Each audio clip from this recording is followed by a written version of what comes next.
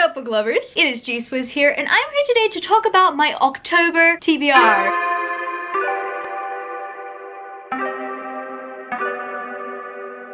October. What on earth? We're already here. I'm gonna be in my late 20s this month. I don't know how I feel about that. Shout out to the millennials who feel the exact same way about adulting because we don't know what we're doing. Yeah, I really don't know what I'm doing.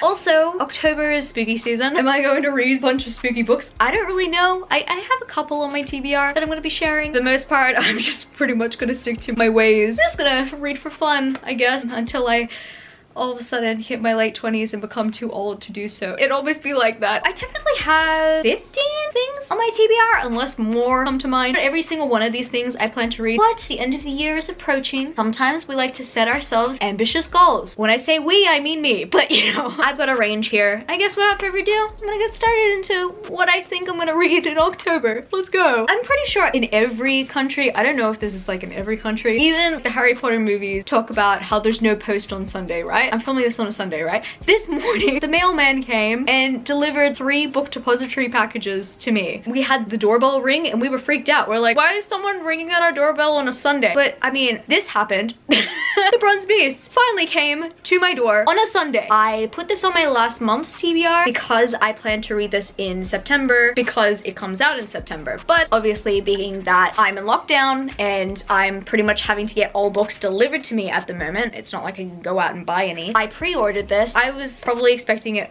to come like a month late, but no, it ended up coming a few days later, and that's cool. I'm really excited to read the Bronze Beast. Now, here's the thing about the Bronze Beast. If you've read the Silvered Serpents and if you know how it ends, it's very conflicting. I reread it this week and I am absolutely conflicted about how I feel going into the Bronze Beast because I want to enjoy this series, but a lot of sad stuff keeps on happening from book to book. This could go either way. I will either love this finale or I will be super disappointed in it. I don't know where this is gonna go, but you know what? You guys are along for the ride. I'm going to talk about it, whether I'm going to praise it or whether I'm just going to hate on it. Speaking of sequels that come out in this coming month, I don't actually know whether the sequel of the book series comes out in October or November in my country, but what I do know is that the sequel slash finale is coming out pretty soon. That is When the Night Breaks. So I want to get to Where Dreams Descend by Janella Angelis. I remember this book very clearly because I actually read it in our end of year vacation last year. The thing is, I don't think vacation reading, like, it works for some people. I don't think it works for me because I'm on vacation. I like to think about being on vacation rather than suspensing my reality in a book. I don't know. I couldn't even listen to an audiobook without getting distracted. I was enjoying my time, but I feel like I did not get the fullness out of this book that I should have. What I'm gonna do this time is just read the book, pay attention to it, and prepare for its sequel and finale. And this book I've put on TBRs before, so let's bring it up again, shall we? I actually finally have a copy of These Hollow Vows by Lexi Ryan. If you guys don't know, this was the Bookish Box book pick for the month of July, being that the supply chain, as I've mentioned, has not really been great. All of my book purchases have been delayed, being that when they ship out to their customers, it usually gets to the US people first. Yeah, for me, it usually happens like either somewhere between 3 weeks to a month after they receive theirs. So yeah, not fun. This being said, I'm very much looking forward to finally getting to These Hollow Vows. I see so many people who have received this book in their Bookish Box talk about how it is one of their favorite books of all year now. I'm expecting it to be the same. Unfortunately, I have high expectations for this book, but I'm hoping that I will not be let down. And I've put it on my most anticipated reads of the year. I put it on multiple TBRs. It's finally here. I cannot wait to read this book. Another book that has a follow-up sequel coming out in November is Ember of Night by Molly E. Lee. I've been putting this book off because I'm pretty sure I just wanted to read it closer to the sequel, and the sequel is coming out pretty soon. I'm really excited to read it because everyone is raving about the series right now. It's Entangled Teen's newest hit right now. They're running on the Crave energy, and it's gonna be a while till we will receive a Crave sequel. So right now, I think Entangled Teen has got us covered with Ember of Night. I just know that a lot of people who like Entangled Teen's catalog really do enjoy Ember of Night. I mean, being that it's published by them, it does make sense. I've heard really good things about Ember of Night in general. That's all I have to say. I barely know anything about this except it's kind of like one of those paranormal dark reads, which is perfect for October. Speaking of spooky season, I keep on forgetting how dark Death Note is, but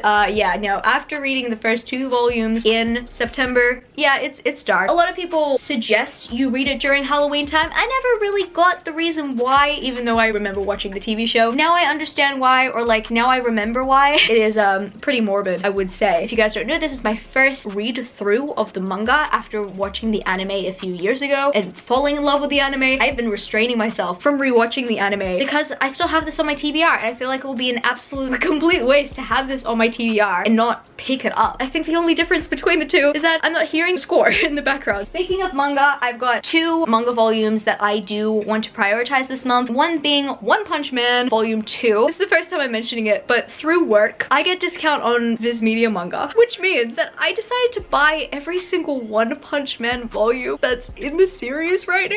And so I really have to put pressure on myself to read this series because I have to justify my purchases. Even though they were discounted, I still have to justify the fact that I have over 20 unread volumes of One Punch Man on my shelf right now. I really enjoy this manga. I love that it is satirical. I know a lot of people say that it's too cheesy, but like, that's its point. The hero's too powerful and he doesn't know what to do to make his fights more challenging. That's One Punch Man in a nutshell, and I like that. I also have Spy Family Volume 5. As you can see, I'm actually currently reading this one right now. I want to know how the story continues. You guys might have heard about Spy Family on my channel, and it's the manga that I recommend everybody reads, regardless of whether they have read manga or not, because it's pretty much fascinating. It's very action-packed. It follows a fake family where the father is a spy, the mother is an assassin, the daughter is a telepath. Also, the dog has a very special ability as well, which I will not spoil, and he's my favorite. Just read the series. It's too good. I'm up to volume 5 right now. I think what saddens me so much is the fact that because they're finally translating it from English to Japanese, the releases are going to slow down. Also, as the paper supply chain is decreasing for specific titles, it's going to be a while until I'm gonna see this series grow on my shelf. So I'm just going to have to savor the series while I can. I think it's gonna get to the point where I'm gonna have to start rereading other volumes. But right now, I'm savoring volume number 5. By savoring it, I mean I'm not reading in one sitting, as you guys can tell. Going back to new releases of this month, I have to bring up Kingdom of the Cursed, which is the sequel to Kingdom of the Wicked by Kari Maniscalco. I feel like everybody desperately needs this book. Everybody really loved the first book. I think that the first book did not give me enough, and I need the second book to deliver on another level. I don't mind the first book. I really love the setting of the first book, and I like the character of Emilia, but I didn't get enough of the other characters. But I want to continue on with Emilia's journey. I mean, we're all curious about Kingdom of the Curse. Probably going to listen to this one on audiobook. I will not be receiving a physical copy for, I'm pretty sure, the whole month of October, because my physical copy is going to be the Bookish Box exclusive edition, which they say will ship in November. So I don't think I'm going to be able to expect it until December. Fingers crossed it will come by the end of the year. That being said, I'm really excited to listen to the audiobook and let you guys know how I feel about the sequel. I hope that it delivers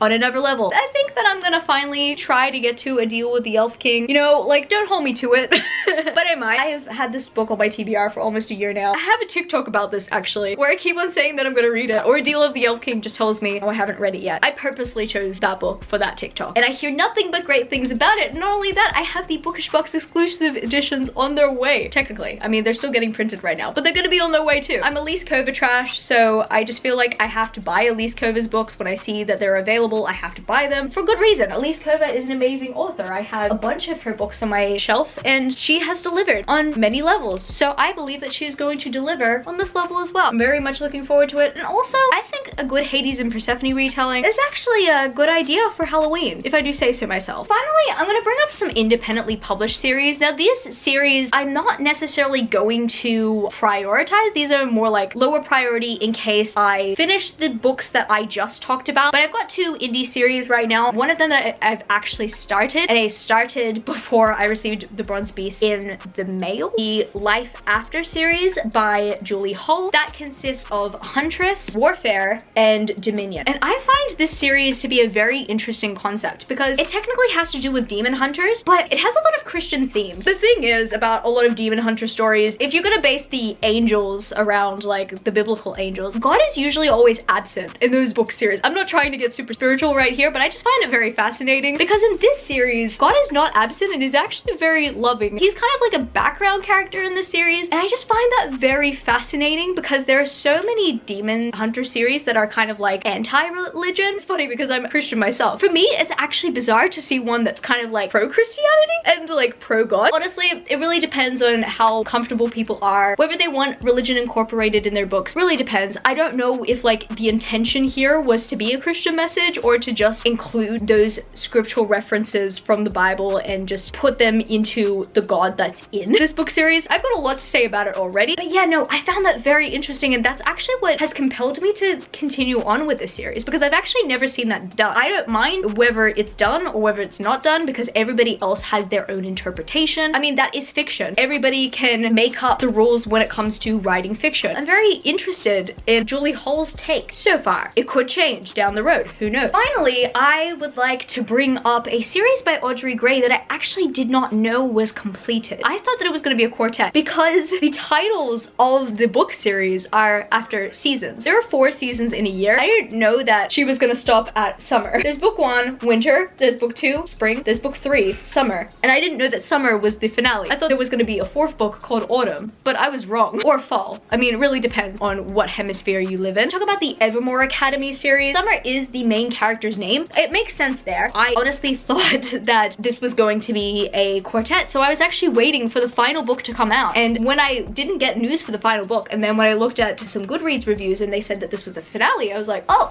okay, I'm gonna try this out. I guess it might be my time this month, if not maybe November. But what I do know is that I do want to read more independently published books that are on my TBR because I tend to keep collecting them. And yes, of course, I'm supporting indie authors, but I want to fully endorse them by reading their books and seeing if I love them enough to leave a review. This is like a low priority series this month, but I definitely do want to get to it at some point. So those are the books that I plan to read in the month of October. If you happen to enjoy this video, don't forget to give it a thumbs up and subscribe to my channel if you haven't yet already. Join the amazing community of book lovers. And also, I have social medias. I'm at gswizzlebooks on Twitter and Instagram. I'm also at Goodreads. That's www.goodreads.com/gswizzle, and I am at TikTok. I am at gswizzle on TikTok if you want to follow me there for bookish content if I end up posting any soon. I love you, book lovers, and I will see you later.